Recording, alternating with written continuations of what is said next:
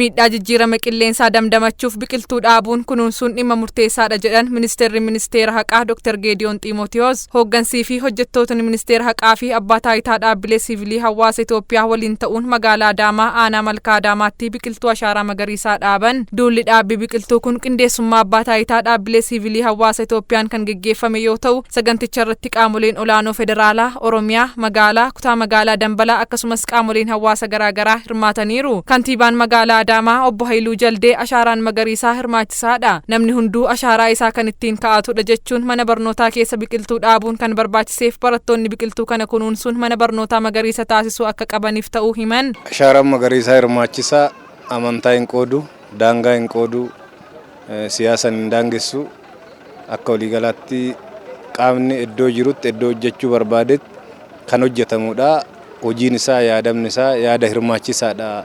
Kanarraa ka'ee isaanis daangaa darbanii dhaabbileen federaalaa ministeera haqaatiin hoogganamu dhufanii magaalaa keenyatti mana barnootaa kana filatanii dhaabanii jiru.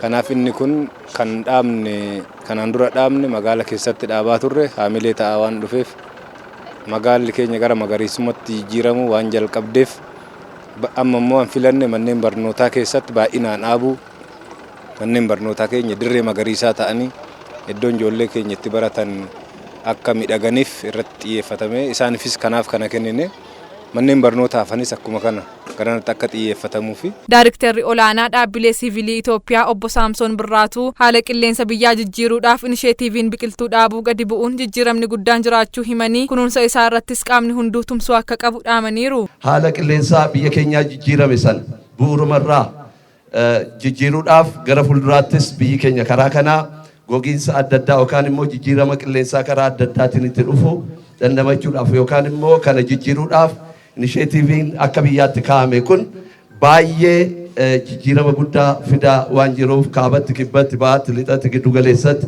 ummati biyya kanaa ummati Itoophiyaa jechuudha karaa hundumaatiin sochii gochuudhaan kana jijjiiruuf tattaaffiin godhame, kaka'umsi godhame baay'ee kan nama hawwatu waan ta'eef kun daran cimee akka itti fufu.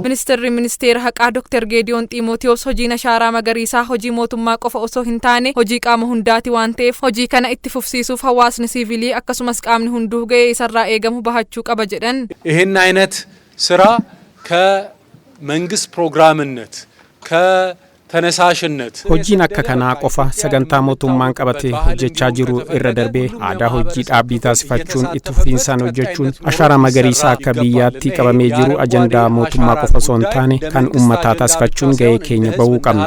የሲቪል ማህበረሰብ ትልቅ ሚና አለው። Magaalaan Adaamaa magaalaa guddoo waan taateef magariisummaa ishee dabaluun magaalaa tuurizimiif mijattuu taate gochuuf kana caalaa hojjechuun barbaachisaadha jedhan. ታላቋ አዳማ እንግዲህ 54000 ሄክታር አካባቢ እንደምትሆን ቅድም የሰማነው magaalli Angaatu Sulula Qiinxamaa lafa hektaara 54,000 ol irratti gamoowwan qofa waliin jiraachuuf jireenya namaatiif haala mijaawaa hin qabneef magaalicha ashaaraa magariisaan haala jireenyaaf mijaawaa gochuuf qindoominaan hojjetamuu qabudha. መሰራት ያለበት ነገር ነው። Hojii raawwachiisaan olaanaa kutaa magaalaa Dambalaa obbo Lammaa Baqqalaa duulli dhaabbii biqiltuu kun jalqabbii ta'uu himanii yeroo itti aanuttis dhaabbilee garaagaraa waliin gaarreen magaalaa kana keessa jiran hundarratti itti fufinsaan kan dhaaban ta'uu dubbatu. Qophii jala bultii hulluuqoturraa jalqabame kanaaf ashaarichi ofiisi beekamaadha. Har'a kan sitti gaggeessu malee boruus iftaanis dhaabbilee adda addaa fi gaarreen filataman gubbaarratti dhaabuudhaaf karoora qabannee jirra. Hojii gaggeessaan dhaabbata Beeter Laayif obbo Katamaa Baahiruu hojii misooma garaagaraa mootummaan hojjetu kamuu kan deeggaran ta'uu himanii qindoominni dhaabbata mootummaa fi miti mootummaa cimaa ta'uu dubbatan. Biqiltuun dhaabbatu kuni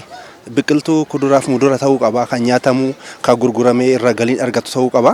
Lammaffaa biqiltuun dhaabbatu kun kunuunfamuu qaba. Keessumattuu dhaabbanni keenya Beeter Laayifin haala kana mijeessee isaa wajjin taa'ee hojii kana hojjechuusaa siivil soosaayitii fi dhaabbanni mootummaa waliin ta'anii hojii hojjechuu agarsiisuuf jechuudha. Qaamoleen dhaabbii biqiltuu kana irratti hirmaatanis dhaabuu qofa osoo hin taane akka ilmoo isaaniitti kan kunuunsan ta'uu himan. Xumura irrattis inisheetiivii misooma magaalichaa keessatti hojjetaman kanneen akka horsiisa lukkuu, loon aannanii fa'aa daawwataniiru.